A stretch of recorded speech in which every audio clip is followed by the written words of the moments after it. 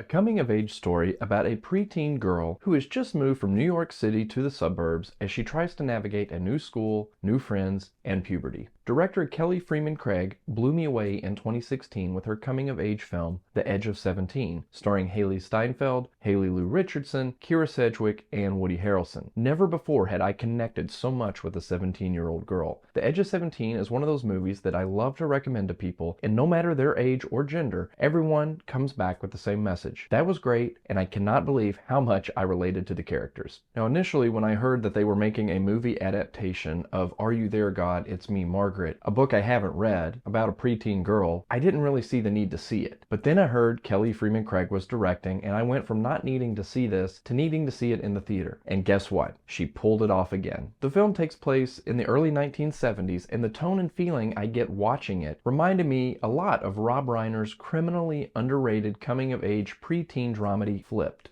All of the characters are likable, and I was able to relate to every single one of them. The four young girls in this all have very distinctive and unique personalities, and I could see a little bit of myself in each one of them. I also related to both of Margaret's parents and to her grandmother. And surprisingly, a movie with A-list stars Rachel McAdams and Kathy Bates, I found myself enjoying the scenes and the acting of the four young girls more than the award-winning veterans. Of course, this is not a 100% accurate portrayal of middle school, but it is a family-friendly movie that hits all of the highlights of those middle school years while never getting too embarrassing. There are some really funny scenes and some really heartwarming scenes. As a preteen, me and my friends felt like the girls in our class were from another planet. They couldn't relate to us, and we couldn't relate to them, and of course we would never tell them if we had a crush on them. Now, as an adult, I'm fully aware that the girls in my class were just like us. They were going through the same things as us, they were having the same conversations at sleepovers, and had many of the same feelings. We all just wanted to fit in, even if it meant keeping your crush a secret because it was different than the crush that all of your friends had. Middle school is just an awkward time for everyone. No matter how your body grows, it won't be right. If you were the first to begin puberty, your classmates may look at you like a freak. But if you were the last to begin puberty, your classmates may look at you like a freak. You can't win. Now, there was a scene in this film where Margaret and her mother are going bra shopping, and it brought back a memory from when I was around Margaret's age. I needed to buy a cup to protect myself while playing baseball. Me and my mom walked into the sporting goods store, and I noticed there was a cute teen girl working the cash register. So of course I went over and I picked out the largest cup, one that would have probably fit a horse, and I plopped it down on the counter. The girl picked it up and started to ring it up when my mom said, "Whoa, whoa, whoa, no. That's way too big. We're getting this one." And then put a cup on the counter that would have been snug on a hummingbird. The girl behind the counter chuckled, and my face turned a shade of red that I never knew existed. As kids, we all wanted to be grown-ups. When I was about 14, I grew a mustache, which a lot of boys in my class were doing. It was a surefire way to let the world know that we were now men. Now, in my mind, my mustache looked thick like Tom Selleck's, but in reality, and when I look back at photos, I looked more like Cletus, the slack-jawed yokel from The Simpsons. Mixed in with the puberty plotline is a plot where Margaret's mom is a Christian and her dad is Jewish, and she has to figure out where she belongs. Now, there's a surprising amount of depth to this storyline, even though it's never preachy in any way. The first 10 years of Margaret's life was stable, but moving to a new city, making new friends, learning about religion, and meeting long-lost relatives for the first time, it's a lot to take in a single year. While not everyone can relate to those exact things happening in their life, we all have had that moment when we realized we were exiting life's tutorial level and removing life's training wheels, and started to see just how big and unpredictable the world actually is. Up until now, Margaret's world had all taken place inside a protective bubble created by her loving parents. Mix in the added responsibilities of growing up and the intense hormonal changes, and you've got a recipe for a great movie. It's a story that could have easily just not have worked, but having a great cast and a great director made everything work perfectly.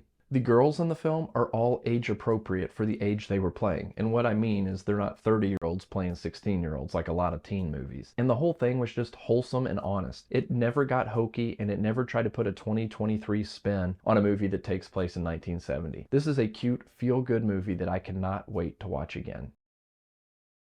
Family group hugs, laughing in bed with your grandmother, looking at a Playboy, chanting a rhyming mantra, volunteering for the PTA, watching the cute neighbor boy cut the grass.